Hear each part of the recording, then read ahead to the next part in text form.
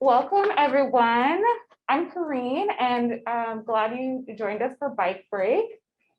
So today we'll be talking about how to use maps and apps to find a great route and learn about neighborhood greenways and crossing busy streets using those neighborhood greenways.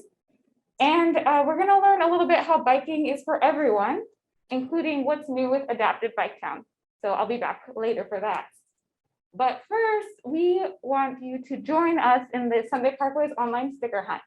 So you see it here on the screen. So what you need to do is text visualize, or it can be all caps visualize, to 844-874-0050, and you can enter to win prizes. So if you're participating in the online sticker hunt, text visualize to 844-874-0050. And yeah, if you haven't started the sticker hunt, now's a good time. And we'll give you a reminder at the end of Bike Break. So we want to give a quick thank you to all who are participating in Bike Break and our sponsors. Thank you to our guest from Community Cycling Center, Timo from Bureau of Transportation, and this is made possible by Metro and the Federal Transit Administration. And also this is part of Sunday Parkways, so we are sponsored by Kaiser Permanente. So with that, I want to introduce you to our amazing host today. We have Timo from PBOT, Portland Bureau of Transportation, Hanna from Community Cycling Center, and Maddeline from Community Cycling Center, and they're going to share lots of good information with you. So welcome, sit back and enjoy this cool bike break. Well, thank you, Kareen. Yeah, this is so great. And welcome, everybody. It's so great to take a bike break with you today. And today, just in case you're watching this later, we're recording it on June 25th, 2021, and it's kind of hot out today. It's very hot. So this is a good time to take a bike break because middle of the afternoon, perfect time to sit inside, think about biking, maybe save your biking for later in the evening or early morning. Yeah. And I just want to, well, first, welcome to you both. Maddeline, welcome back. Haven't seen you for an episode. Happy to be here. And Hanna, welcome. So good to have you as our special guest presenter. Oh, thanks. It's good to be here as well. And welcome to your bicycles. That's our bicycles. Yeah. We rode them here on this hot day. Yeah, they're taking a little break too. Right. Exactly. And how did you manage your heat quotient as you were riding? I mean, definitely weren't wearing all the layers today and brought a lot of water and sunscreen. Right, yeah, same. I wore a tank top, as you can see. I had a lot of sunscreen on and I finished an entire bottle of water before I got here, so doing good. Hydration is important. And I had another helpful thing. I had my classic Sunday Parkways bandana, which I soaked and then draped so chicly around my neck. Smart. We do that for bike camp too. That's very helpful on a hot day. In fact, it was so hot where I took my shirt that I'm not wearing now, soaked it completely in water, Wow. put it on, and I was feeling very comfortable until about halfway here. It was completely dry. So I took out my water bottle, I soaked myself some more, and I was still comfy. So if you have to be out in the middle of the day, there are ways to manage. And if you check out Bike Break 2, we've got some more tips about riding in the heat. We'll have a link to all Bike Break episodes and the Portland Bicycle website in the chat at the appropriate time. But I also wanted to say that Bike Break today is also sponsored by an initiative that PBOT is doing, the Portland Bureau of Transportation, called Get Outside to Get Going. And I think we've got a word from our sponsor.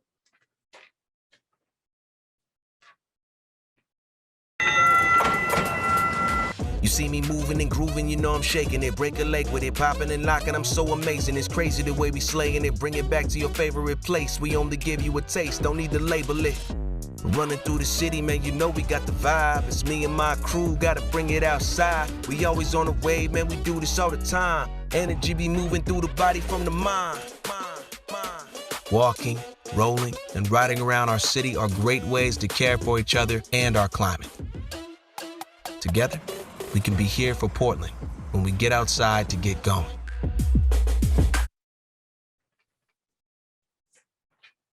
Welcome back. And I'm not gonna try any of those moves right now, so you don't have to worry about it. But our first topic today is finding your way around the low stress style. So bike break is primarily for folks who are getting back on the bike, maybe starting out biking for the first time, or trying to, learn some new tips. And one of the most important tips is finding a route that you feel comfortable on. So Maddeline and Hannah, how do you, if you're going someplace that you're not used to or haven't gone to before, do you have any tricks that you use to find a way to go get there comfortably by bike? For sure, I can speak to what I do. One, I always try, I'm a slow pace rider. Admittedly, do not feel the need for speed. I like the shady, slowest way. So anybody that rides with me knows that.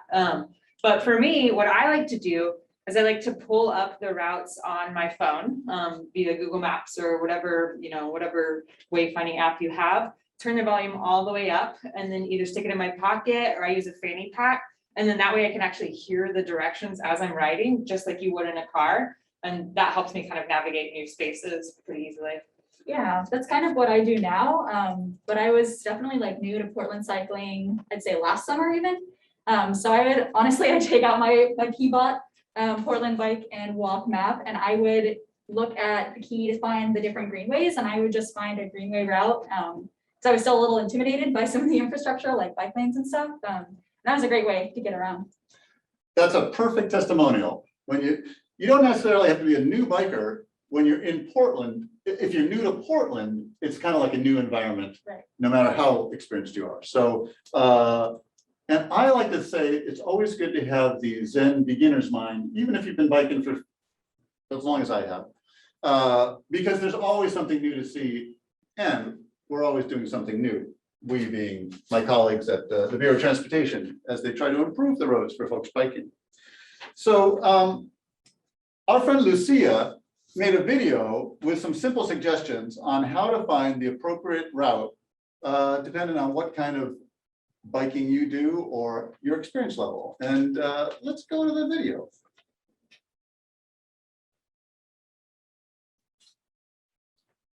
Hola, mi nombre es Lucía. Estas son mis recomendaciones para un paseo divertido y seguro. Mi segunda recomendación: elige una ruta segura. En un sendero, greenway o carril de bicicleta, según las habilidades de tu familia. Toma tu bicicleta y ve por los senderos y calles de nuestra ciudad. Nos vemos en la ruta. Nos vemos en la ruta. And if you want to watch that video again, we're going to drop the link to it in the comments. And also, you notice she started with suggestion 2. There's another video with suggestion 1, which goes over things to check to make sure that your bike and that you and your bike are ready to roll. So that link will be in the comments too. So one of the things that I work on for Peabot is our online bike map. And it basically is designed to show you all the special places that bikes can ride. According to Oregon law, bikes can legally ride anywhere. That is to say, they can ride on any right of way, except if it's a controlled access highway. However, especially as a newer cyclist or one who's not so familiar with the roads in Portland, you probably don't want to ride on the same streets that you might be driving on, because you would be sharing the streets with a lot of fast moving big vehicles. So our neighborhood greenway, our bike map shows off different kinds of things. And in fact, we have a video talking about portlandbikemap.com, which is how you get to our bike map on the web. And let's see if that video is going to show up on your screen anytime soon.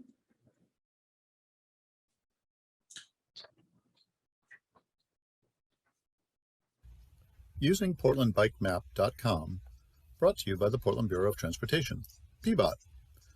First, note the legend. We've color-coded routes so you can tell what kind of bikeway you'll be riding. Green lines are streets that bikes and cars share, but we've chosen low-traffic routes. These make up most of the recommended routes. Outline green is for neighborhood greenways, local streets that we've improved to keep traffic and speed low, and where we've worked to make it easier to cross busy streets. Blue is for bike lane. You have your own lane. but it's probably on a busier street. Outline blue is a better bike lane, which could mean it's buffered, extra wide, or protected with posts, parked cars, or other means. Purple is for a path where cars aren't allowed, but watch for pedestrians, skaters, joggers, and especially kids. This is the same color scheme we use on our printed maps. There are a few other types of bikeway and other symbols which don't always show.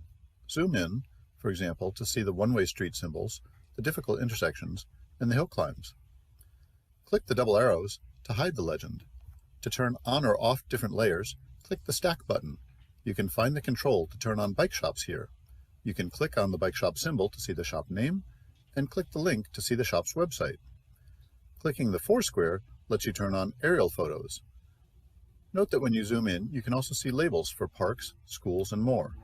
You can also use the bike map on your mobile phone. Change from legend to layer or base map control at the top, then open the list from the bottom. Click the compass button to zoom to your current location. The search bar will help you find a destination. Click the 3 dots and you can add a marker to the map. And share the love. The multi-pointed arrow button will create a link that you can share with friends to see the same map. We hope you enjoy the map and have a great ride.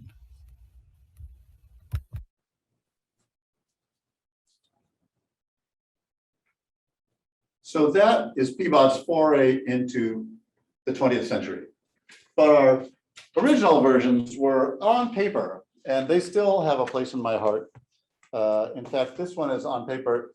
It wasn't, we didn't use transistors to get it this small, but it will fit in your pocket. And it folds out to show you basically the same information that you would see online. Now, we have full city map, but we also have maps for each quadrant because we want to give you an opportunity to get more detail. And these maps also work for folks who want to go as pedestrians. In other words, there's more things you can see on this map because it's a bigger piece of paper for a smaller amount of area. And it includes things like where are the public restrooms and water fountains, where are every school and every park. It even has all the TriMet routes and stops. So you could use this map to get around your neighborhood on foot, by bike, or transit, or a combination. But the online map, if you have your phone with you, you can pull it up wherever you are, and it's updated more frequently. These we do about every 2 years. And as we're updating them, we're also making them bilingual English and Spanish. You may have noticed the online map is also, legend is in English and Spanish. So we're trying to make them more usable for more people. There are other ways that you can navigate, and Maddeline mentioned that she uses Google Maps, and a lot of people find that to be very easy. Occasionally, I find that Google Maps will do a routing that will put me in kind of a funny street. Like I'll know that the street is a little too busy. Have you ever bumped into that? Well, funny you should ask that because on our way here, it routed us on a one-way in the opposite direction. So that does happen sometimes.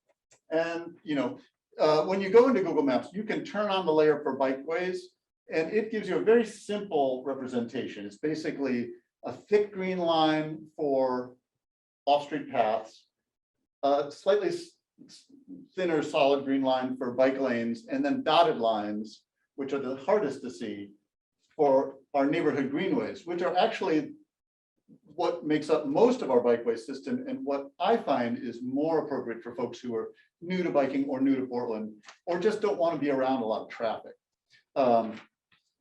But I'm going to see if I can use this just to give you a quick run through so you can see all the different things you could try, and a couple of other things besides Google Maps that you might want to try. Is this one ready for me to work with?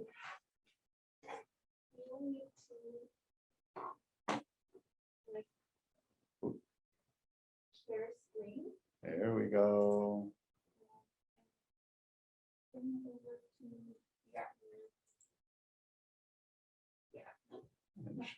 Uh-oh, and will that let me? You watch, we're doing this all. Got it. Oh. I love modern technology. So going into Google Maps, easy to get to, especially if you're using Chrome. And as I mentioned, there's different layers you can use. So right now it's just showing us major streets.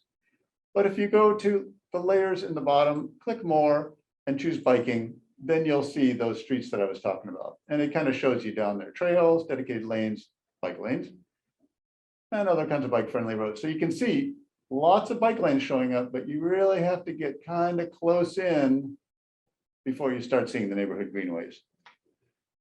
You can try to figure out where you want to go. So let's see, let's say I want to go to my kids' local park.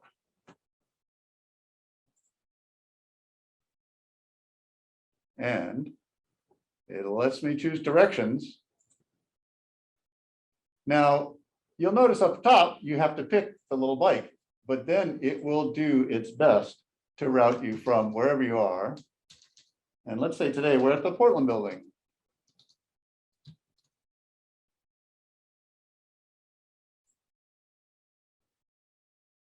Let's get this out of our way so we can see. And you can see there, it's given me a couple of different options.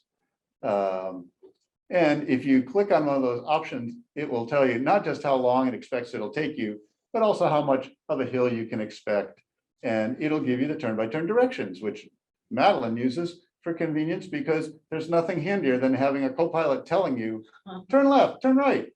But remember, keep your eyes open in case your co-pilot says, turn right, and that happens to be a one-way street.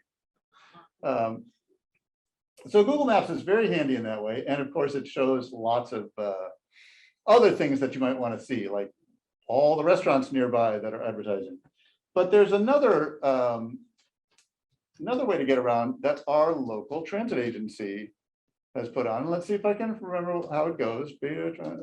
Sorry, we're going to do a Google search for the TriMet Beta Trip Planner, and we've got links that are going to be in the comments, so you'll be able to get to this with just a click.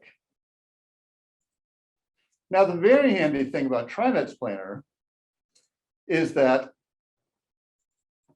we're going to do the same thing of starting with the Portland building. And we're going to go find Glen Haven Park. But I just happen to know that there's a hill between here and there.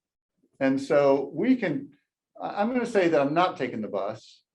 I'm going to take my bike. And it will plan the trip for me like that. And one thing that is very nice about this is when I'm putting in my preferences and I'm saying that I'm taking a bike, I can say how fast I normally travel. So 8 miles an hour is not unusual for me traveling, say, with my kid. But let's say I just completed the Tour de France a couple of weeks ago, and so I'm in pretty good shape. Maybe I'm going 12 miles an hour. It will calculate that for me, and it'll also try to find the best route for either speed, least amount of hills, etc. I usually just say bike-friendly trip because I figure that's going to give me the lowest traffic roads. But maybe I forgot my bike. Well, I can choose BIKETOWN and it will tell me exactly where there's a BIKETOWN near where I'm starting. So awfully handy to have that. But let's say I'm really too tired to go the whole way on my bike. I can choose transit plus my bike. And let's say I want to take the max.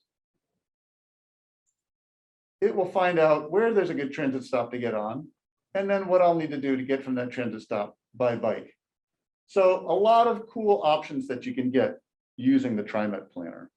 Timo, I have a question. Please. With the BIKETOWN, does it tell you if there are bikes actively there, or does it tell you where the BIKETOWN stations are? It shows every bike that you will have in your vicinity. Cool. Let me go back just to do it. Now, another cool thing about this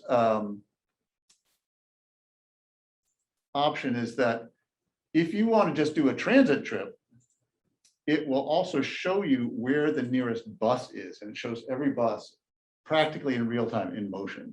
That's super cool. So each of these dots you see, those are actually BIKETOWN bikes. I'm glad that they disappeared from the Willamette River because that would have been embarrassing. That's where most of ours were. And it'll also show you stations and looks like giving you an idea of how many bikes are there and how much space in case you need to go park a bike. That's cool. So much information, and this also will work on your mobile device. So thanks for sitting in there with me to see that you have lots of options.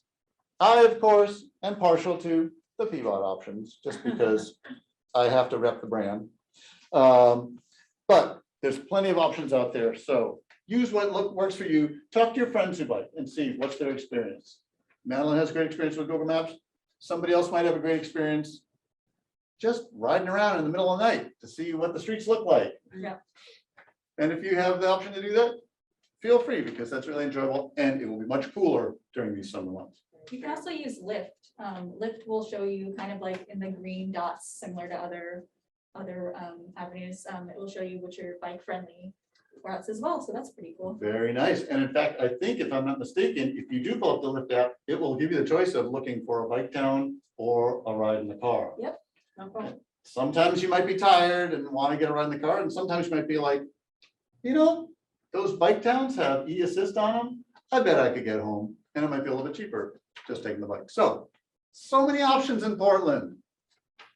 Sorry, that's my job. It's so many options in Portland. It's like my whole shirt is saying that. Well, there's excuses, but. Yeah, lots of excuses. Okay, so we've got links in the chat to let you know how to get to all those things. And in fact, if you want to find how to get some of our paper maps, there's a link to that too.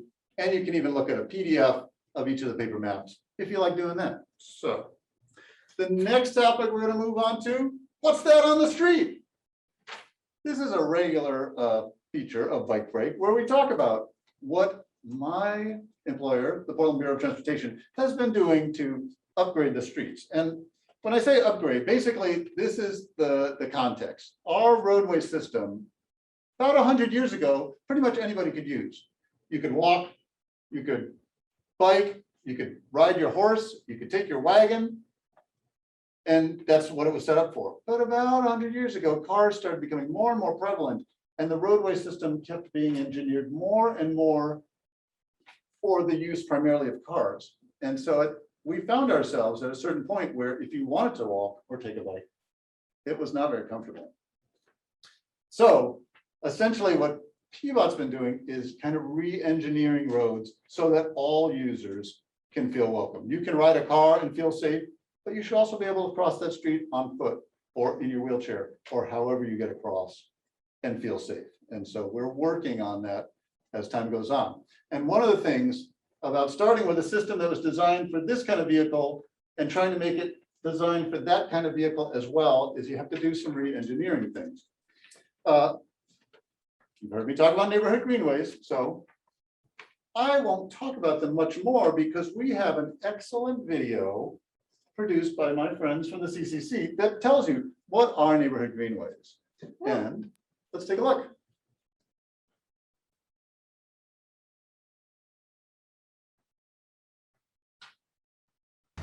Hey everybody, it's Hannah. Today I'm going to tell you about what neighborhood greenways are. So neighborhood greenways are residential streets that typically have lower volumes of car traffic, so not as many cars, as well as slower car speeds. So typically that's going to be 20 miles an hour, and you can tell it's a neighborhood greenway because the speed limit sign will have a green neighborhood greenway sign attached underneath. On neighborhood greenways, you're also going to find a lot of speed bumps that help make sure cars slow down, and there's typically fewer stop signs to give priority to people who are walking and biking. Basically, you're going to share the road with cars, but you're going to be super safe because they're going to be going slowly, hopefully.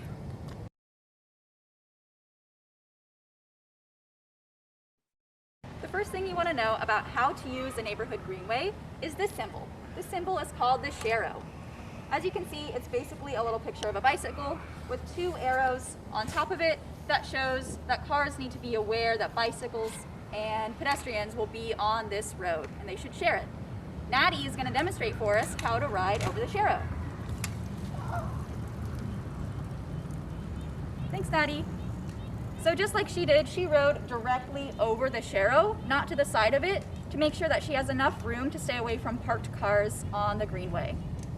Sometimes you'll come across a shero like these two that have additional arrows on the sides or above it. And basically what these arrows do is they give you a choice of where you can go to continue on the greenway.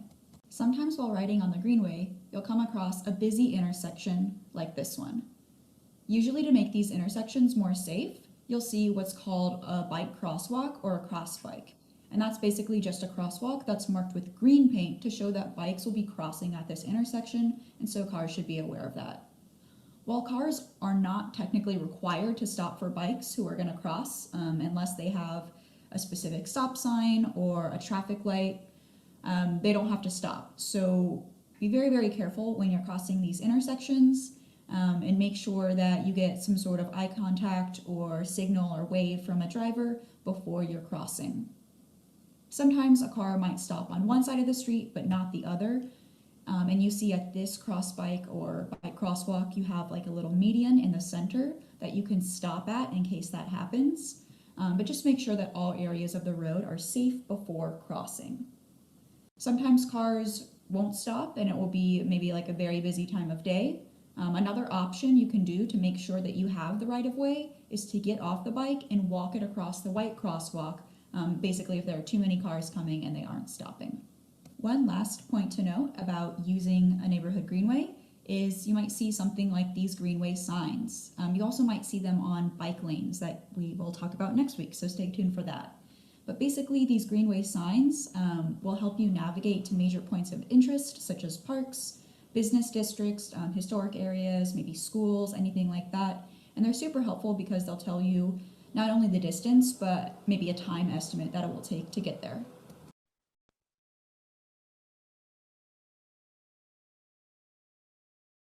What a great intro. Thank you guys for doing our work for us. Really appreciate that.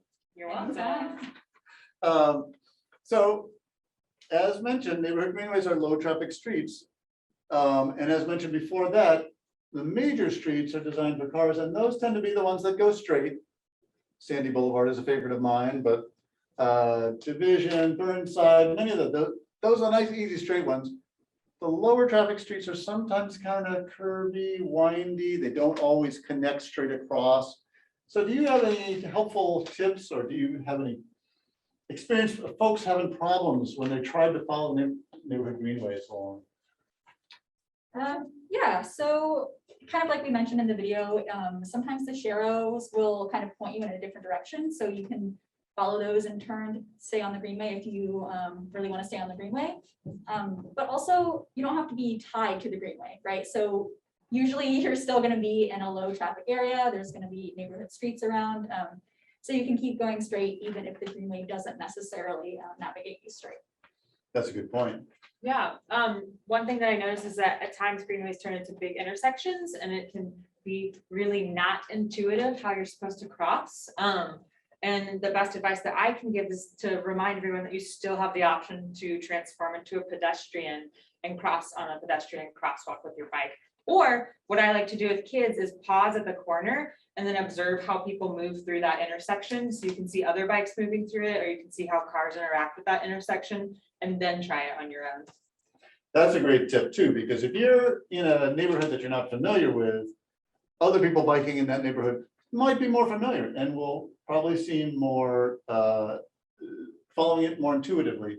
And in fact, I had the exact experience when I was on a piece of infrastructure, sorry, technical talk. I was on a street that had a bike lane that was separated from the cars by a big concrete curb. So it felt very secure. But when we got to the end of that, I wasn't sure which way to go.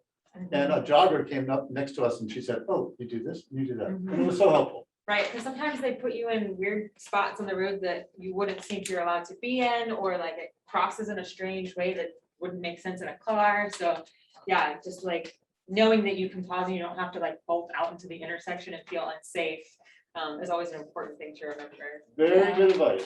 Not a competition or anything, and you can always, if it's kind of dicey and there's a lot of cars coming and it's a busy time of day, you can just kind of go up a couple blocks one way or the other and find a traffic signal. That way you're sure to gain the right of way. And one thing that I've found is that there may be two reasons why it gets confusing on the neighborhood greenway. And one of them might be like I said, things were designed for cars. And so in order to keep people off of the car streets, we have to kind of twist and turn through the neighborhood a little bit to stay on those low traffic streets. And some neighborhoods are more, have more of that. So for example, North Portland has a lot of streets that don't connect straight through, parts of Southeast, parts of East Portland as well. But the other thing that could be happening, and this is what happened to me on that trip, is that sometimes we're still in the process of building something.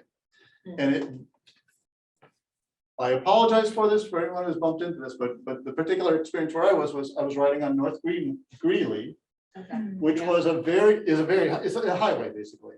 And it used to be you had a bike lane on a highway that crossed what was essentially a highway entrance ramp. And so it felt very unsafe.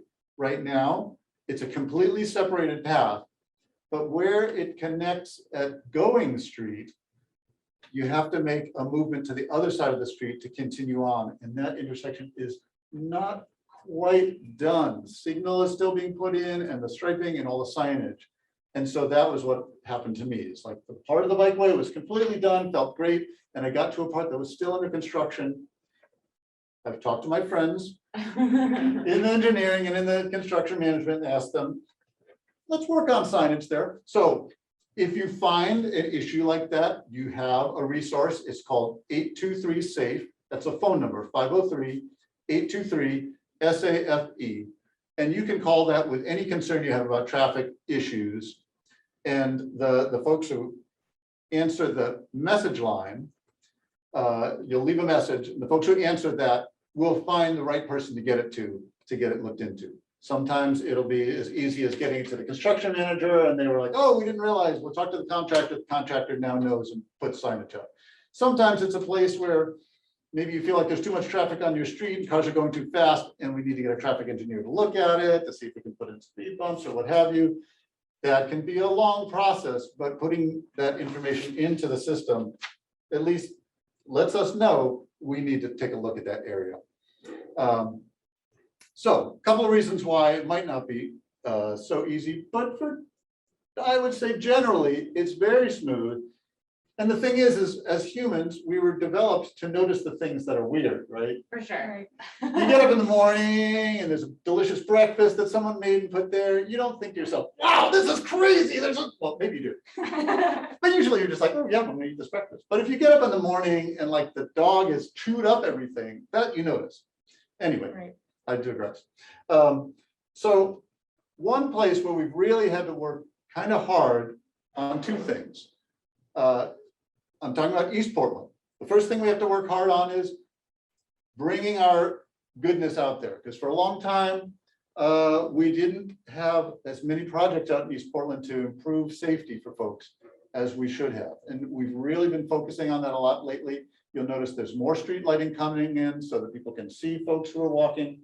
We've got more signalized intersections, meaning you don't have to run across a 5 or 6 lane intersection to try to get to the other side. We're trying to get signals in so cars have to stop for you, that sort of thing. And we're also putting in neighborhood greenways. But East Portland, much of it was developed under county land use styles. Sorry, I'm getting very technical here, but basically what that means is that a lot of streets don't necessarily go through. There's a lot of big arterials, big, wide, fast streets, and then neighborhood streets that don't necessarily connect. And so again, we've had to do this kind of routing things through. And when you get to a big intersection, when you're riding your bike on a nice low traffic neighborhood greenway, feeling so relaxed, and then you get to a busy street and have to cross it, that's where we want to make sure we've done something to help you get across. So we have a video about the 130s neighborhood greenway, and this is in East Portland, north and south. 130s, it routes along 130, 128, that general alignment. And there's a few places where we have to do some interesting things to help you get across, and we have a video for that.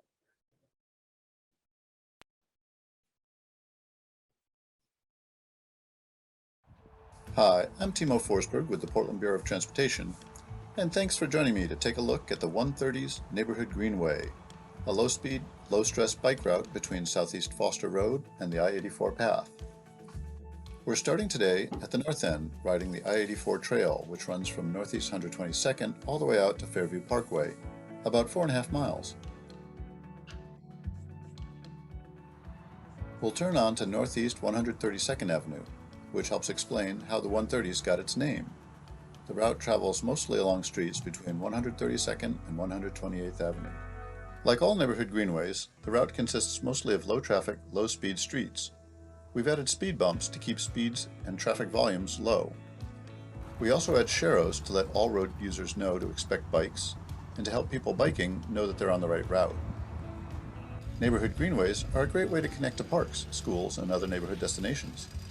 Taking a right here at Northeast Brazee would lead us to John Luby Park, a cool place to enjoy a hot summer afternoon. When the route has to turn, the sharrows show which way to go. Here we're passing by the Hop Neighborhood Greenway, which runs from East Holiday Park to the Gateway Transit Center and I-205 path. We're going to keep riding south on the 130s today. PBOT also installs guideway signs along neighborhood greenways to alert you to nearby destinations. Note the different kinds of arrows that show how to navigate the turns. Where a neighborhood greenway crosses an arterial, we use either an existing traffic signal or new improvements to help folks on bikes and pedestrians get across the high-traffic street. Because 128th does not line up straight across at this intersection, and because Northeast Gleason is one of the wider and busier roads that the 130s crosses, we had to come up with a creative solution to help bike riders and pedestrians cross comfortably. Riders going south use a horseshoe-shaped intersection traveling in a two-way bike lane to the rapid flash beacon. Folks traveling the other way use the same two-way bikeway and flashing rapid beacon to connect up to the 130s going north. Menlo Park School is just beyond the beacon, and Glendevere Golf Course is a few blocks further. Guideway signs also show the distance in miles and in minutes, riding at a no-sweat pace. Crossing Burnside, some riders may feel comfortable riding up on the ramp and across the max tracks, while others will prefer to cross like a pedestrian. If traveling from the south, turn left from 129th Avenue onto the sidewalk, where you'll see round bikeway markings. Be sure to watch carefully for auto traffic and the MAX train when crossing Burnside. At Southeast Stark Street, we have another offset intersection. We use the sidewalk to get to the traffic signal. Traveling northbound, riders can pull into the area marked off at the head of the auto lane to wait for the green signal, and continue on the bike lane on the north side that connects to 129th Avenue. Due to the amount of traffic visiting the area near David Douglas High School, PBOT has installed bike lanes. Speed bumps designed for fire trucks have two indentations, which line up well for fire vehicles' wheels, but slow normal cars and trucks. Delineator pylons are placed at the edge to discourage drivers from using the bike lane to avoid the speed bump. Neighborhood greenways also make a healthy environment for small businesses and for getting to see your neighbors. At Southeast Division, another offset intersection, detector loops are under the bike lane so that the traffic signal knows a person on a bike is waiting to cross. If heading south, cross to the two-way bike lane and continue west to 129th Avenue. The stop sign is there to remind you to look for oncoming bikes or cars turning before continuing south. If heading north, a special bike turn box helps you get in position to cross Division Street. Engineers are great, but sometimes we need Mother Nature to help keep traffic low on our route.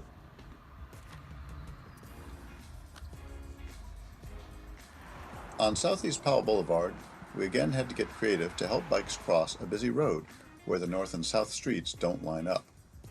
The Oregon Department of Transportation has provided an asphalt path next to the sidewalk to clearly show which space is for bikes and which is for pedestrians.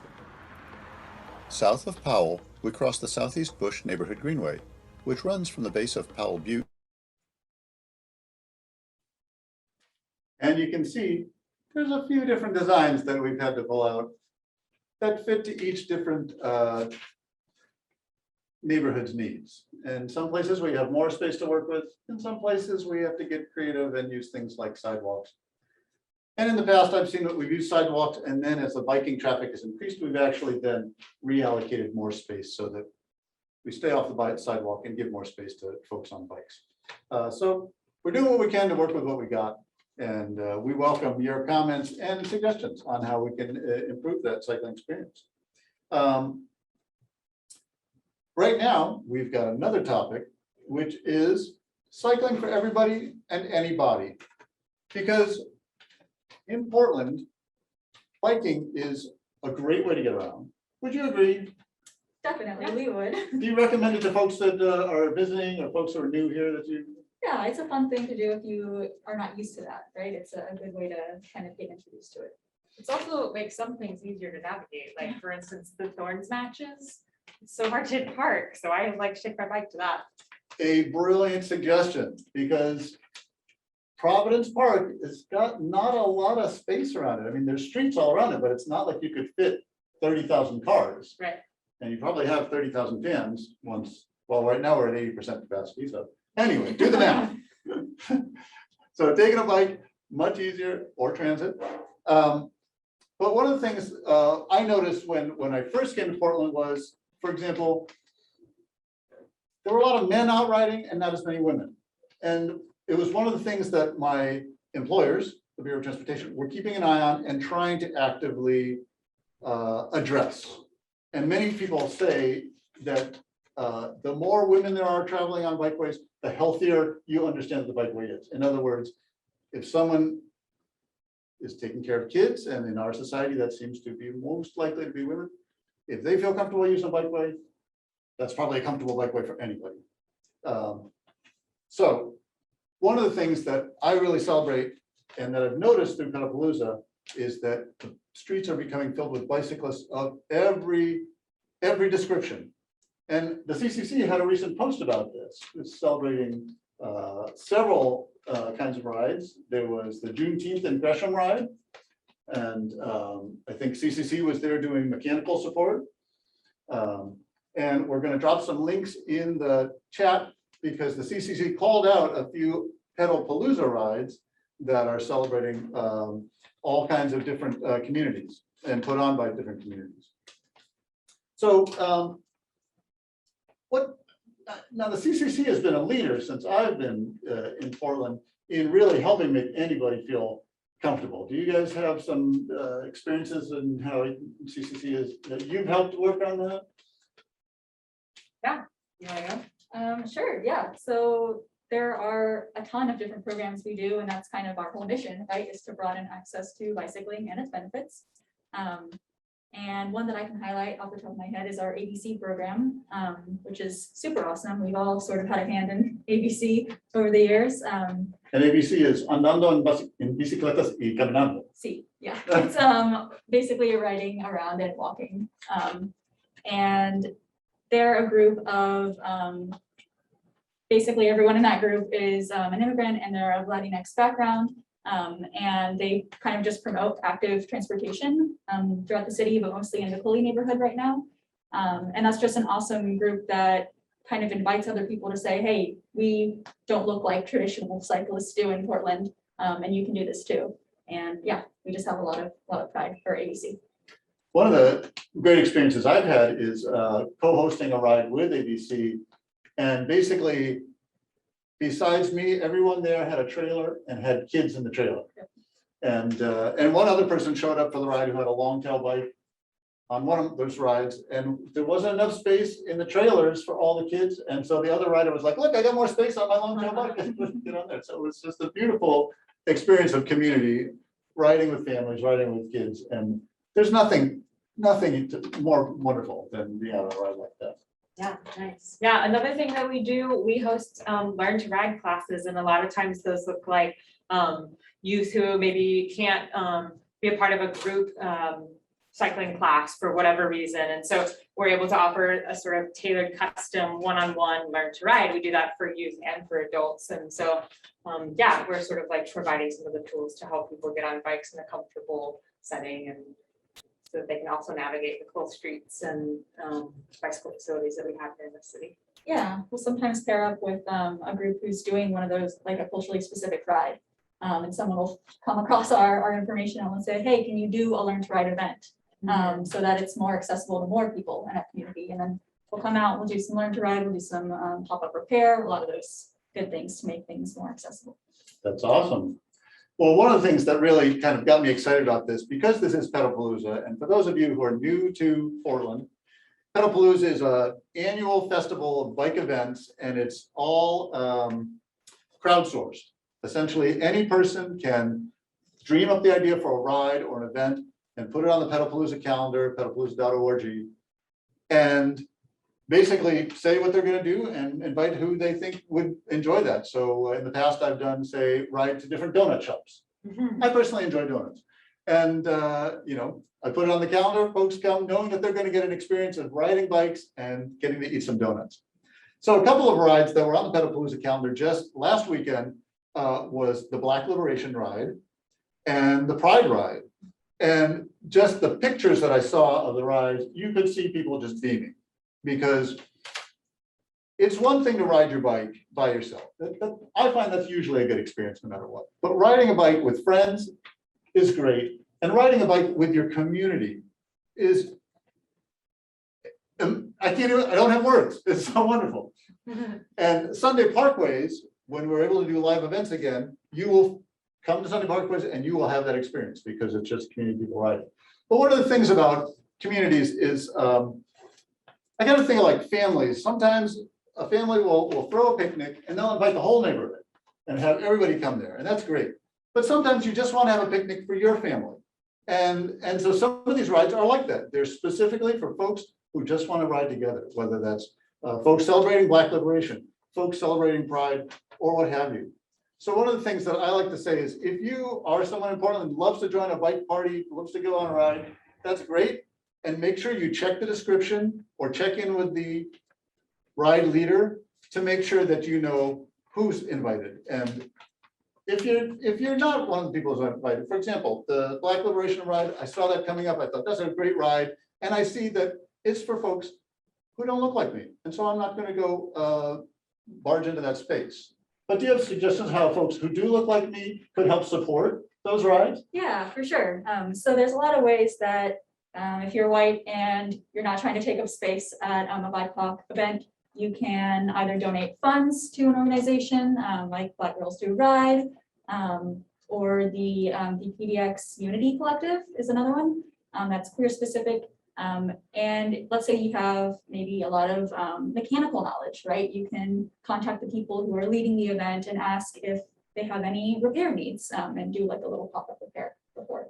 And on that note, also, if you connect with the Community Cycling Center, you might find some volunteer opportunities through us with some other organizations, because we oftentimes are supporting those kinds of rides in a mechanical setting. So That's an awesome. if Matt idea. were here, who he's normally here, if he were here, he would give his plug right now. So I'm gonna do it in his honor. Contact Community Cycling Center for volunteer opportunities. Don't let your volunteer energy go to waste. So we have a lot of links to different organizations, and organizations may be a little bit of a overstatement. Some of them are just groups of friends who realize, hey, we like to ride and we want to see more people in our community riding. So check out those links. There's a whole series of folks. There's rides for folks. There's BikePOC, Bike POC, which is a fairly new one, but they've got lots of killer rides listed on their Instagram. Black Girls Do Bike, you mentioned. The Chingonas, who they advertise their rides on the BikePOC Instagram. There's the Civil Unrest Bike Club, which is folks who identify as having a disability. And they ride with a very clear intention. The person who's going to ride the slowest is in the front of the ride. And in fact, the Pedalpalooza kickoff ride, the organizer for that checked in with Civil Unrest and said, you know, we want to make this an inclusive ride for everyone. We're inviting everyone to start Pedalpalooza with a big ride. What are your suggestions to make sure that's comfortable? And they got several great ideas, including that one of having the slowest bikes in the front so that everyone is enjoying the ride. So if you're planning a ride event, consider some of those things. How could you make your event open to anybody who wanted to show up, and realize that some people might not feel like they can be comfortable showing up, especially if you're an organizer who looks like me, the traditional, there's even a word for a mammal. Middle-aged man in lycra. Thankfully, I'm not wearing lycra. Never heard of it. Anyway, luckily we have not just mammals, we have all kinds of beings out on bikes in Portland, so I'm very happy about that. And especially now, we are also looking into how can folks with any kind of body feel comfortable on a bike. So, you know, for someone who feels reasonably fit, doesn't have any recent injuries, etc., we could probably get on a bike that fits us more or less, that looks like this. We call this a diamond frame bike. You know, it's kind of the standard bike. Get the seat set right and you ride off. But some folks, that bike is not a bike that will work for them. And so BIKETOWN started after hearing from folks in the disability community, started a program to help address some of those different needs. And we have a couple of things for you. We have a video and then we have a special speaker to talk about Adaptive BIKETOWN. Video and I'll come over there. Sharing video.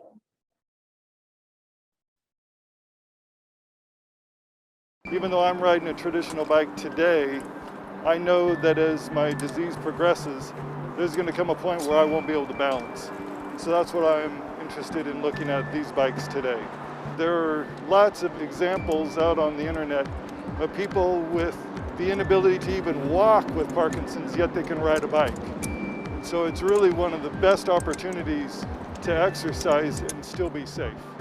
People who have a diagnosis of one of these movement disorders often find a regular bike can be intimidating. And so we've established Adaptive BIKETOWN as a way to meet the needs that we've heard. They want personalized fittings. They also said they wanted a car-free environment. And that's what we have here thanks to the waterfront path here on the Willamette River. Parkinson's is a neurodegenerative disease. It's also a movement disorder. And really what it is from a medical standpoint is the lack of dopamine being produced in the body. And that helps control motor skills. One of the key ways to prolong the progression of Parkinson's disease is exercise. The benefits of cycling, which really have been researched and studied, that repetitive motion is helpful for a variety of symptoms of Parkinson's. Dopamine is something that helps make the connection happen between our brain and our body. And when we exercise, we get dopamine. And when you have more dopamine, you have better motor function. My primary connection is my dad had Parkinson's disease. I had heard some of the research studies about cycling, and so I just asked him, hey, you want to give this a try? We got him a bike. And he fell in love with it because he noticed the immediate difference of just getting out and moving. As my dad's disease progressed, we did get him a 3-wheel bicycle, which was different but equally as fun. He really appreciated having the opportunity just to get out and not be fearful of falling when he was on 2 wheels. This one is also electric assist. This is going to allow you to go so much further with much less effort. Anybody who feels that they can't ride a traditional bicycle anymore or doesn't feel comfortable or may not have ridden in a long time, that's really what these bikes are for. People of all abilities are able to pick up whether it's a recumbent bike or a trike and continue with that without the fears of the balance issues or falling down.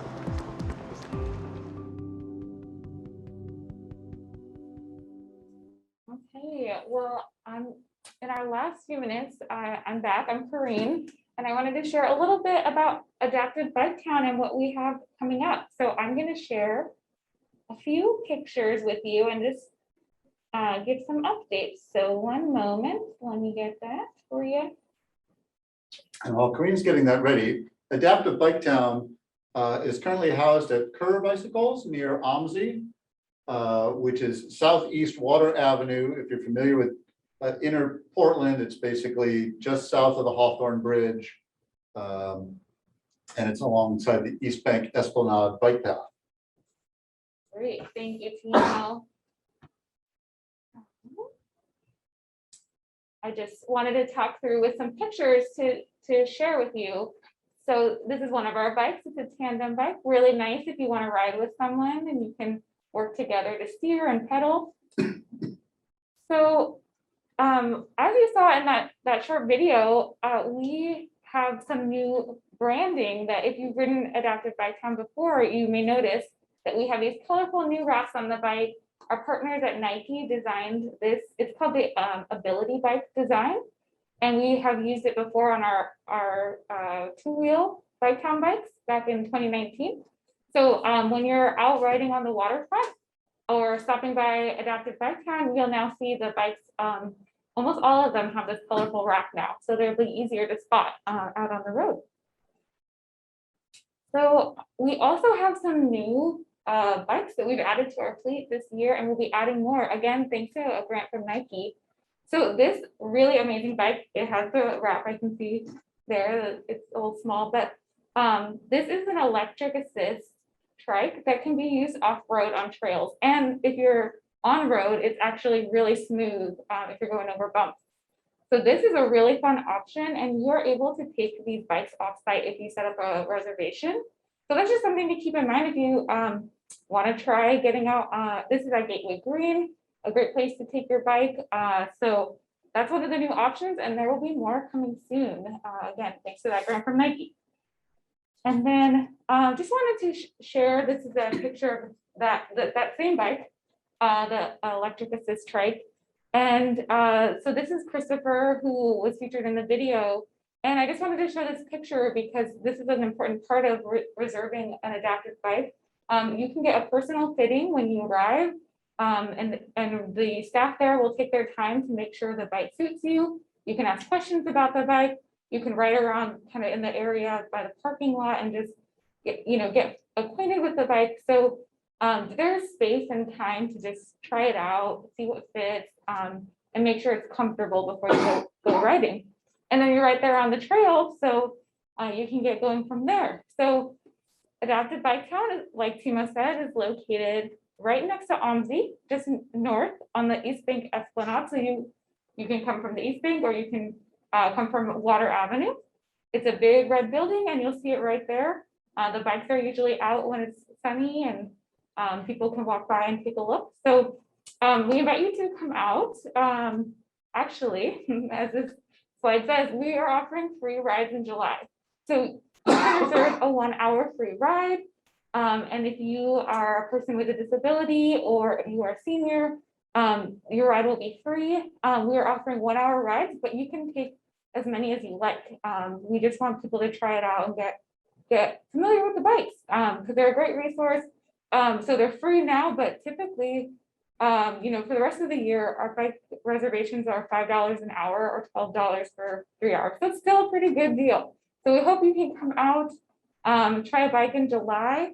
And again, my name is Montana. I help with Adaptive BIKETOWN here at PBOT. So feel free to reach out to me if you ever have any questions. Thanks so much, Corinne. It's so great to hear that so many people would be able to try this bike, an adaptive bike out in July for no cost at all. It's just so exciting. And the fact that we have that there in general is just a great service that we've been missing for a while. So if you know that you want a recumbent bike, which is to say when you're sitting back, or a different kind of bike, we put several links in the chat for various shops in Portland that specialize in different kinds of bikes, bike fitting, especially for different needs for different bodies. And so check those out to find what works for you.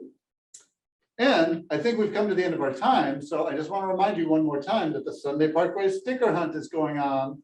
So make sure that you join the online sticker hunt, and to win, you text visualize, that's VISUALIZE to 844-874-0050 to enter to win prizes.